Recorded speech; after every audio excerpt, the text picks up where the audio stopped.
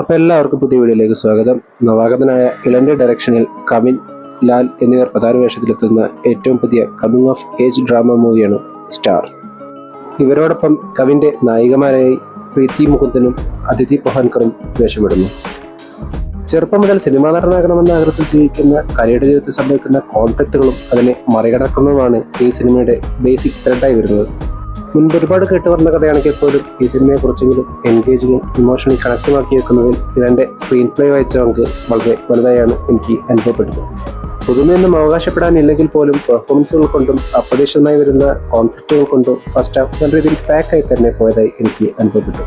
കല എന്ന കഥാപാത്രത്തിൻ്റെ ഓരോ കാലഘട്ടത്തിലെയും ബോഡി ലാംഗ്വേജും മാനറിസവും ഒട്ടും മോശമാക്കാത്ത രീതിയിൽ വളരെയധികം മെച്ചോർഡായി തന്നെ കവിൻ പെർഫോം ചെയ്തതായി എനിക്ക് അനുഭവപ്പെട്ടു. അതേപോലെ തന്നെ കലയുടെ അച്ഛനായ പാണ്ഡ്യൻ്റെ കഥാപാത്രത്തെ ലാൽ മികച്ചതാക്കിയെങ്കിൽ പോലും ഇമോഷണൽ സീനുകൾ, ഡയലോഗുകൾ മനസ്സിലാവാത്തത് അല്പം കല്ലുകടയിൽ തന്നെ എനിക്ക് അനുഭവപ്പെട്ടു. ടെക്നിക്കൽ സൈഡുകളെല്ലാം തന്നെ സിനിമയുടെ മൂഡിന് അനുയോജ്യമായ രീതിയിൽ തന്നെയാണ് ഡയറക്ടർ ഒരുക്കി വെച്ചിട്ടുണ്ടായിരുന്നത്.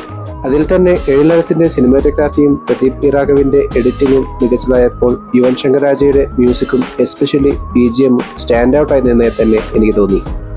സെക്കൻഡ് ഹാഫിലേക്ക് എത്തിയപ്പോൾ പ്ലോട്ടിൽ നിന്ന് അല്പം മാറിയെങ്കിൽ പോലും ക്ലൈമാക്സിലെ സിംഗിൾ ഷോട്ട് സീനുകൾ കൊണ്ടും അതിലെ കവിന്റെ പെർഫോമൻസ് കൊണ്ടും ഇളന്റെ ഡയറക്ഷനും മേക്കിംഗ് കൊണ്ടും സിനിമ സ്റ്റേബിൾ ആവുന്ന കാഴ്ചയാണ് പിന്നീട് കാണാൻ സാധിച്ചത്.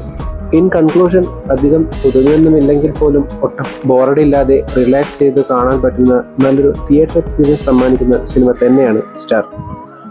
എല്ലാവരും ഈ മൂവി തിയേറ്ററിൽ തന്നെ പോയി കാണണമെന്ന് പറഞ്ഞുകൊണ്ട് ഈ വീഡിയോ ഞാൻ അവസാനിപ്പിക്കുന്നു. വീഡിയോ ഇഷ്ടപ്പെട്ടാൽ ചാനൽ സബ്സ്ക്രൈബ് ചെയ്യുക. അപ്പോൾ മറ്റൊരു വീഡിയോയുമായി വീണ്ടും കാണും വരെ ഗുഡ് ബൈ.